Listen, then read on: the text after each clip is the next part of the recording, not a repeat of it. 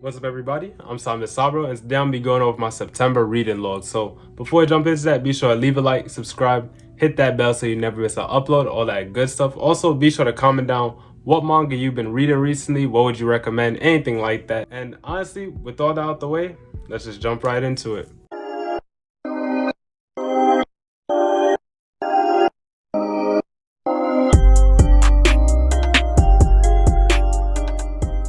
Alright, so as usual, I am going to split the video into two parts, one digital and one physical. And I'm going to just start with the physical manga because I know that's what a lot of people are here for. And if I remember to, I'll leave a timestamp for when I start talking about the digital manga if you want to just skip to that part. So the first physical I did read is Zom 100 Bucket List of Dead Volume 1. Or not Volume 1, sorry, Volume 7. And as I said in the haul video I picked this up in, this is probably my favorite Zom 100 cover. It is honestly really cool, and this volume was honestly probably one of my favorites. Next to I think Volume 5, you know, it's kind of close, but this one was definitely really funny.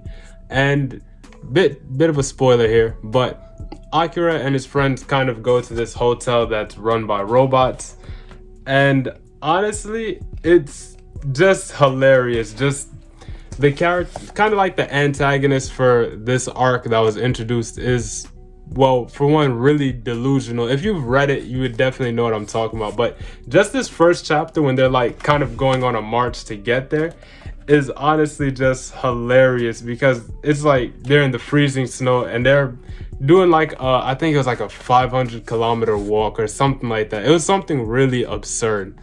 And it is just hilarious, honestly. I really enjoyed this volume, like I said. And towards the end of the volume, it does have a little bit of a JoJo's reference. I'm not going to show it, but it was really cool to see. And honestly, if you haven't read it yet, but you are, you know, a fan of Zom 100, you're definitely going to love this volume. And as usual, if you haven't read Zom 100, I definitely recommend it. I talk about it feels like every month at this point, honestly. But I don't want to spend too much time on it because there's one it's in the title, but that's really what I want to talk about. Next, we do have Devil Ecstasy Omnibus 2 by Shuzo Oshimi. Now, I think I probably said this when I talked about the first omnibus, but this manga isn't really that good. I believe it's one of Oshimi's first works. We're just now getting it in English, and it definitely shows. The plot isn't that good at all. I don't really even want to talk about this one for real because it's not that good. It's not that good at all. And if you're a fan of Oshimi, you'll probably end up reading it because you're a fan of Oshimi. That's kind of the only reason I read it. But apart from that, it's really just not good. It is very funny and it's very absurd. And towards the end of the book, there's like the afterwards by Oshimi, and it's kind of just dialogue of him talking to his editor about the series. And I think he said it himself, I'm just gonna kind of paraphrase it, that it got to the point where it was just so silly, but he had to make it seem serious in the manga just for the sake of the story. And honestly, that sums it up really well, because that's exactly what I thought reading this. It was just a certain level of absurdity that I couldn't get past, and I couldn't take it serious anymore. But I was like, it is what it is. It's definitely not my favorite manga by a stretch, and it's definitely not my favorite work by Shuzo Oshimi. But honestly, for what it is, it's enjoyable if you like really turn your brain off and read it. But yeah, that is Devil Ecstasy. And I forgot, I did say in these reading logs, I want to kind of start rating manga. This I give it like a 4 out of 10. Zom 100, I'd probably give it like a good 7.5 or so out of 10. That one was really good, but this one is probably one of my favorite reads for this month, next to the one in the title, of course. But Dead Demons Dead Destruction Volume 1. I'm not sure if I said the name right, but this is by Inio Asano, the creator of Goodnight Punpun. And this, like I said, was probably one of my favorite reads for this month. I'd give this, just this volume alone, probably like a good solid 9, honestly. It was really good, really enjoyable. And Inio Asano's art, for one, is just amazing, honestly. If you haven't read anything by Asano, this one, I don't think I'd really call it a good place to start. Personally, I would say Solanin is a really good start, but this one is definitely good. And honestly, I can't wait to read some of the other volumes. But this character right here, if you've read it, you would know. But this character, I think she's called Anton. And she is honestly just hilarious. And a lot of her facial expressions, just the way she's drawn, she's honestly just a fun character. And honestly, the cast is also just really fun. But the plot for this is honestly really interesting. It's kind of a sci-fi slice of life. It's very awkward. So basically it's this town in Japan, and there's this alien ship kind of just floating over the town, but the alien ship isn't really doing anything. It's just kind of floating there, and the main character is trying to kind of find excitement in their very boring and mundane life. And they're hoping that with the alien invasion, their life is going to become interesting. But because the ship isn't really doing anything, it's not, changing their life in the way they would want it to. And that's kind of just how it starts out. It's, like I said, very odd, but very interesting at the same time. And the characters, like I said, are really fun. They're, I want to say high schoolers, I believe. They don't really look like it, but they are high schoolers. Really fun cast, really adorable as well. And honestly, I can't wait to just see how Asano takes this story and just what he does with it. And this is kind of a bit of a, looks like Inio Asano, honestly. He seems like he kind of drew himself in here, which I found really cool. But honestly, like I said, probably a good 9, maybe 8.5 out of 10. Honestly, this is a really good read. And like I said, would definitely recommend it. The next one is a fantasy manga that I did pick up pretty recently, and that is Gigantomaxia by Kentaro Miura, which is the creator of Berserk.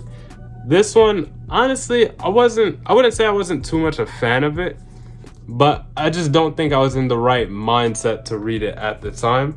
But for one, as you'd expect, the art in here is amazing, without a doubt. But the story for it, honestly, there were a lot of terms that I wasn't really able to keep up with while reading it.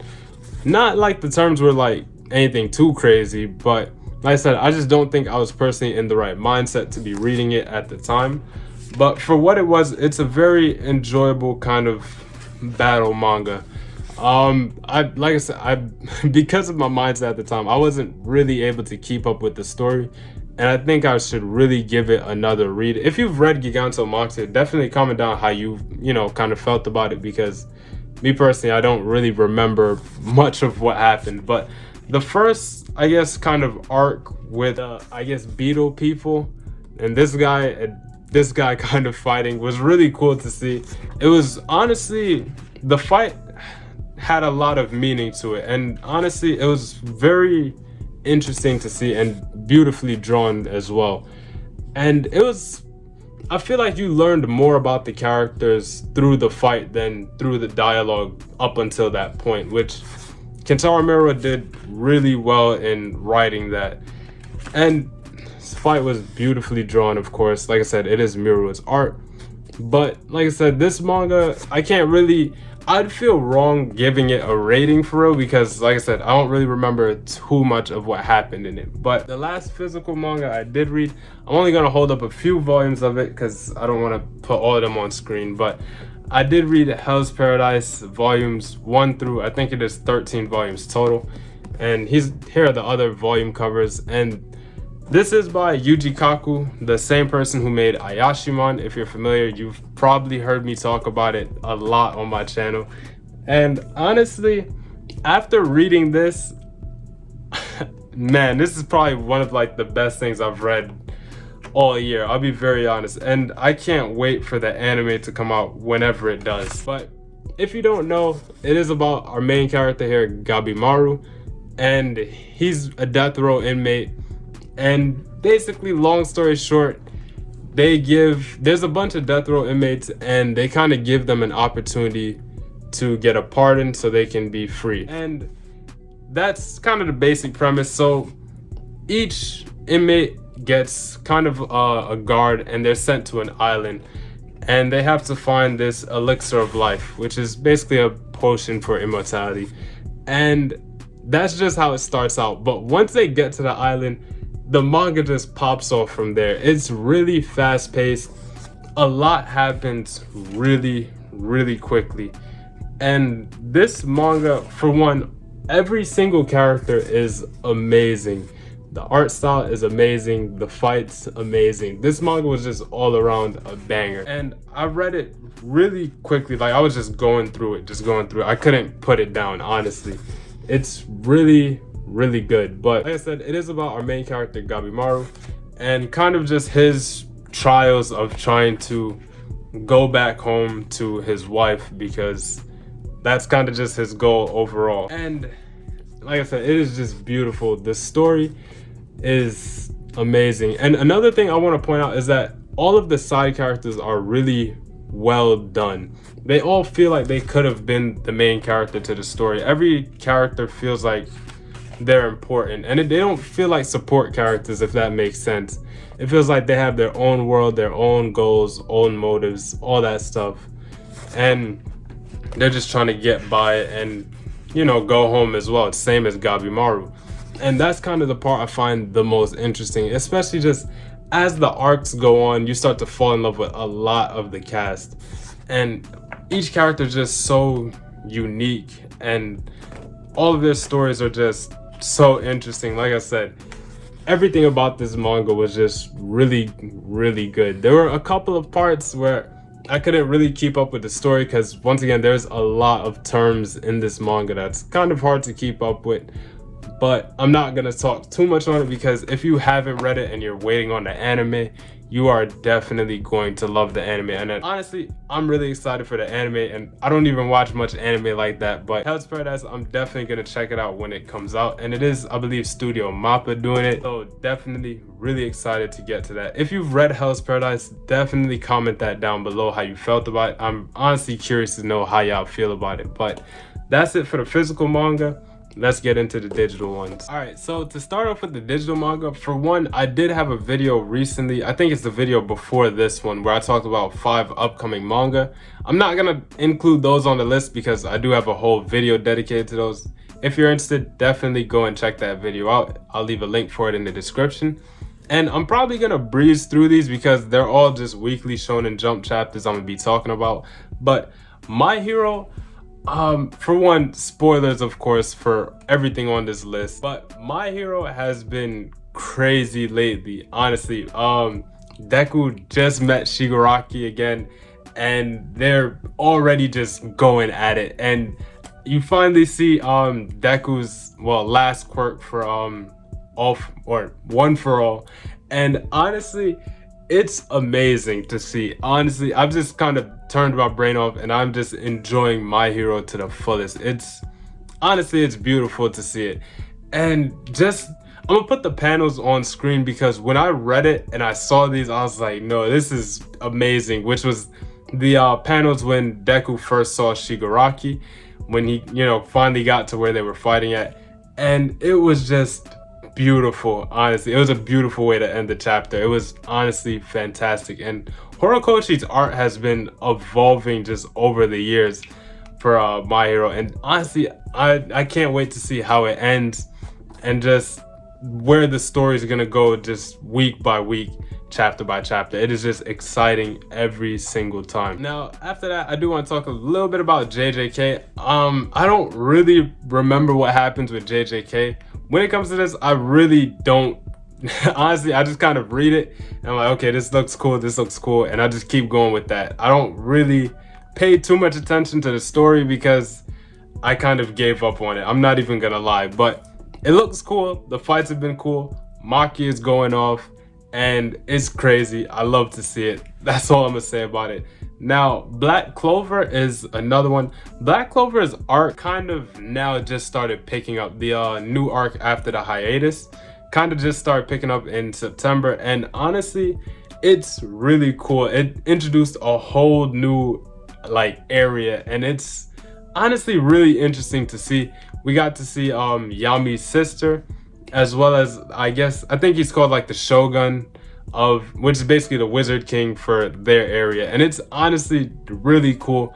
And the most recent chapter at the time of this recording, I don't remember what the chapter number is, where Asta kind of realizes that he still has room to grow, kind of brought a tears to my eye. I'm not gonna lie. It was just so beautiful to see that Asta still has room to grow, and him as a character acknowledging that himself was just, I don't know, something about it hit kind of deeper. I ain't gonna lie. But after that, I did want to talk about the 2 new Shonen Jump titles that started in September. The first one I'm gonna talk about is Jinka and Luna. I'm not gonna lie, I read like the first 2 chapters and I was not a fan of it at all, honestly.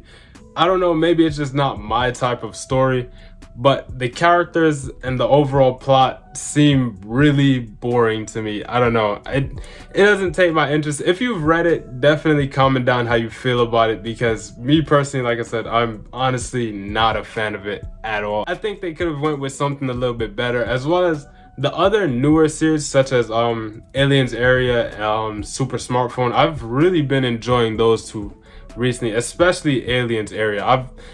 I've really been loving that one, and Rui Dragon is still on hiatus.